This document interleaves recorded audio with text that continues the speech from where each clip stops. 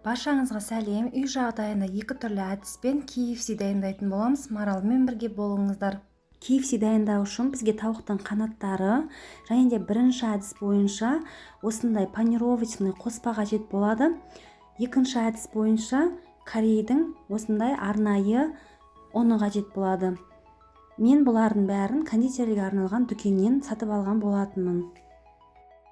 1 стакан корей ұнына 1 стакан салқын судан құя отырып, венчикпен араластырып аламыз.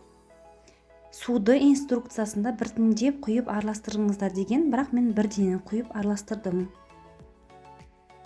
Және де жақсылап жуылған тауықтың қанаттарын осындай екі бөлікке бөлеміз. Егер сіздерде үшінші бөлігі де болса, ол бөлікті алып тастаңыздар.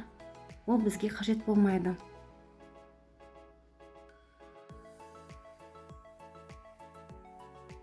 Бөлінген тауықтың қанаттарына тұз, қарабұрыш және паприканы саламыз. Және де зәйтүн майына аздап құямыз. Барлығын жақсылап араластырып, жарты сағатқа мариновкаға қойып қоямыз.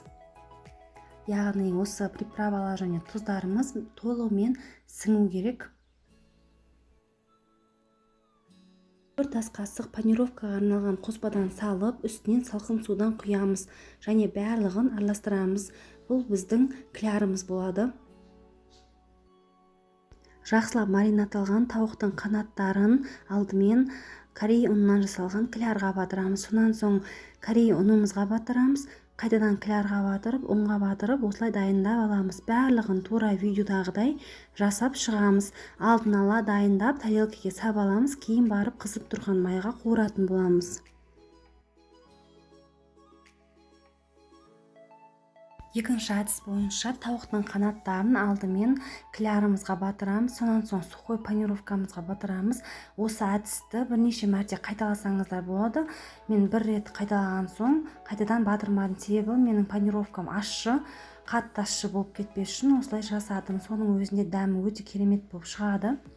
Егер сіздер қаласаңыздар, сыртында қалың слой болған қаласаңыздар, бірнеше мәрте осы әдісті қайталап жасасаңыздар болады. Бірақ соңынан осындай сухой панировкаға батыруды ұмытпаңыздар. Бірінші әдіс бойынша тауықтың қанаттарын қызып тұрған майға қуырамыз.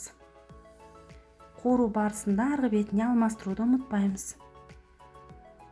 Шамамен 3-4 минуттан әр бетін қуырып аламыз.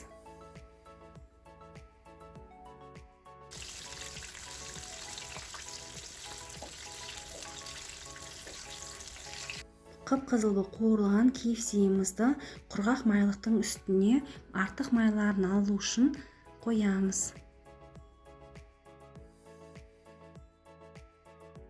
Екінші тәсіл бойынша да тауықтың қанаттарын дәл осылай қызып тұрған майда қуырып аламыз. Және де бұларды да арғы бетіне алмастыруды ұмытпаймыз. Әр бетін шамамен 3-4 минуттан қуырып аламыз.